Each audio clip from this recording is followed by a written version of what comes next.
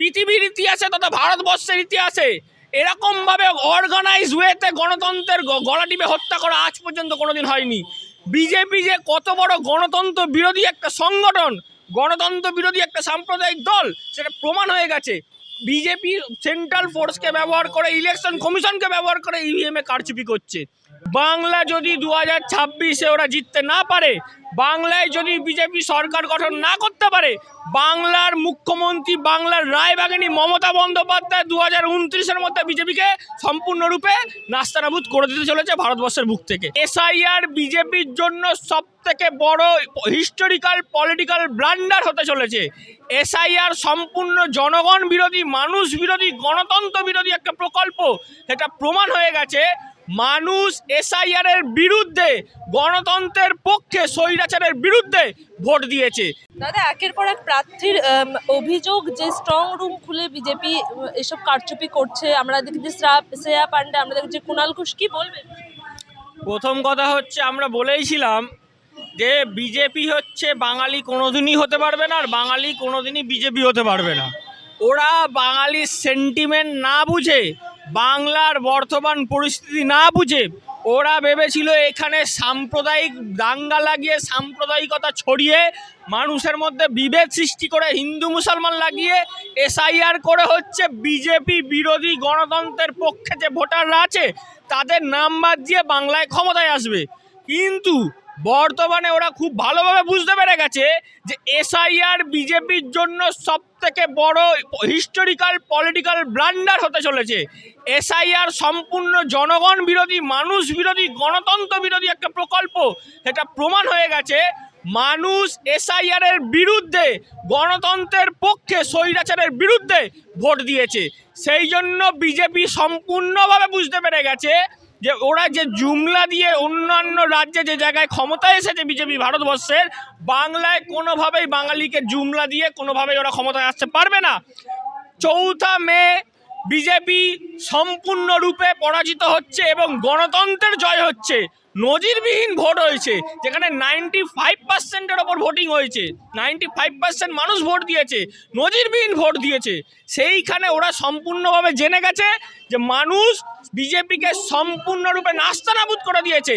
তাই একটি মাত্র উপায় ইভিএমে কারচুপি, এছাড়া আর ওদের কোনো উপায় নেই। কারণ বিজেপি একমাত্র সব ভালো মতো জানে যে বাংলা যদি 2026-এ ওরা জিততে না পারে, বাংলায় যদি বিজেপি সরকার গঠন না করতে পারে, বাংলার মুখ্যমন্ত্রী, বাংলার রায়বাগিনী মমতা বন্দ্যোপাধ্যায় 2029-এর মধ্যে বিজেপিকে সম্পূর্ণরূপে নাস্তানাবুদ করে দিতে চলেছে ভারতবর্ষের বুক থেকে। এই জন্য এক এবং একমাত্র উপায়, 29 তারিখ দ্বিতীয় দফার ভোট শেষ হওয়ার পর 29 তারিখ থেকে 4 তারিখের মধ্যে যে কোনো মূল্যে, যে কোনো প্রক্রিয়ায় ইভিএমে কারচুপি করে বিজেপিকে ক্ষমতায় আসতে হবে। তার জন্য ওরা ভিন রাজ্য থেকে, আমরা দেখতে পেয়েছিলাম ক্ষুদিরাম অনুশীলন কেন্দ্র, সেখানে হচ্ছে যেখানে ইভিএম মেশিন আছে, সেখানে ভিন রাজ্য থেকে হচ্ছে বিজেপির ক্যাডার নিয়ে এসেছে, ভিন রাজ্য থেকে ক্যাডার নিয়ে এসে ইভিএমে কারচুপি করার চেষ্টা করছে।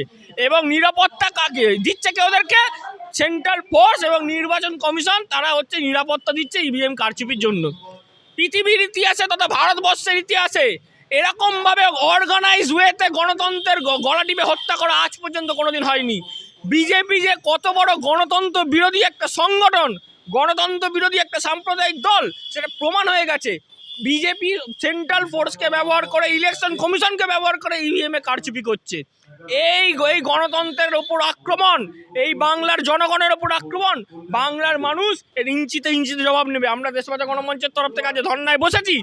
প্রত্যেকটা বাঙালি হচ্ছে পাহারা দিচ্ছে ইভিএম মেশিনকে, গণতন্ত্রকে প্রত্যেকটা বাঙালি পাহারা দিচ্ছে।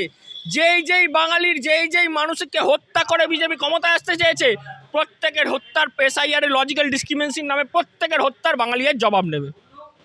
দিলীপ ঘোষ বলছেন তৃণমূলের খেলা শেষ, প্রাক্তনী হয়ে গেছেন মুখ্যমন্ত্রী, তার জন্য এত লাফালাফি। প্রথম কথা হচ্ছে, দিলীপ ঘোষ যে বলছেন তৃণমূল প্রাক্তনী হয়ে গেছে, বিজেপি যে কত বড় জুমলা পার্টি সেটা প্রমাণ হয়ে গেছে। প্রথম কথা হচ্ছে, ওরা তো নির্লজ্জ একটা দল, ওরা জানে 4 মে ওরা ক্ষমতায় আসছে না, কিন্তু কাউন্টিং হওয়ার শেষ ঘন্টা পর্যন্ত ওরা বলবে ওরা ক্ষমতায় আসছে। আমরা দেখতে পাচ্ছি সংবাদ মাধ্যমে অনেকগুলো মিডিয়া হাউস তারা দেখাচ্ছে এক্সিট পোলগুলো, সেখানে প্রায় সবই দেখাচ্ছে বিজেপি জিতে গেছে। প্রত্যেকটা জায়গায় দেখাচ্ছে প্রায় বিজেপি জিতে গেছে। এবার আমার বক্তব্য হচ্ছে, যদি সব জায়গাতেই বিজেপি জিতে যায়, তাহলে গুজরাট থেকে কেন ইউপি থেকে কেন ক্যাডার বাহিনী এনে ইভিএমে কারচুপি করার চেষ্টা চালাচ্ছে বিজেপি? তার একটা মাত্রই তার প্রমাণ হচ্ছে, তার একটা মাত্রই উদ্দেশ্য হচ্ছে ইভিএমে কারচুপি এবং ইভিএমে কারচুপি করে ক্ষমতায় আসা, যেটা হচ্ছে আটকে দিয়েছে বাংলার মানুষ। তার জন্য ওরা সম্পূর্ণরূপে ভয় পেয়ে গেছে এবং এটা সম্পূর্ণরূপে একটা প্রোপাগান্ডা। তৃণমূলের মধ্যে অন্তর্দ্বন্দ্ব লাগানো, বা হচ্ছে গণতন্ত্রের পক্ষে যারা আছে, বিজেপির বিরুদ্ধে যারা দাঁড়িয়েছিল তাদের মধ্যে একটা অন্তর্দ্বন্দ্ব লাগিয়ে এক ধরনের হচ্ছে মনোপলি তৈরি করে বিজেপি যে কোনো মূল্যে বাংলায় হচ্ছে এক ধরনের মানে ইলেকশন কমিশন যাওয়ার আগে বা বিজেপি যে কোনো মূল্যে ভোটে হেরে গেলেও বাংলায় এক ধরনের হচ্ছে সন্ত্রাস সৃষ্টি করে যেতে চাইছে, যার মাসুল হচ্ছে বাংলার মানুষ আগামী দিনেও দেবে। এইটা হচ্ছে সম্পূর্ণরূপে ওদের এক ধরনের চক্রান্ত। বাংলার মানুষের ফাঁদে পা দেবে না। দিলীপ ঘোষ কী বললো, কি সুকান্ত মজুমদার কী বললো, কি শুভেন্দু অধিকারী কী বললো, তাতে কিচ্ছু যায় আসে না। বাংলার মানুষ এইবারে একদম গণতন্ত্রকে সঠিকভাবে ব্যবহার কিভাবে করতে হয়, গণতন্ত্রকে কিভাবে রক্ষা করতে হয়, কিভাবে গণতন্ত্রকে স্বৈরাচারের বিরুদ্ধে প্রয়োগ করতে হয়, সেটা বাংলার মানুষ 2024 ভোটে প্রমাণ করে দিয়েছে।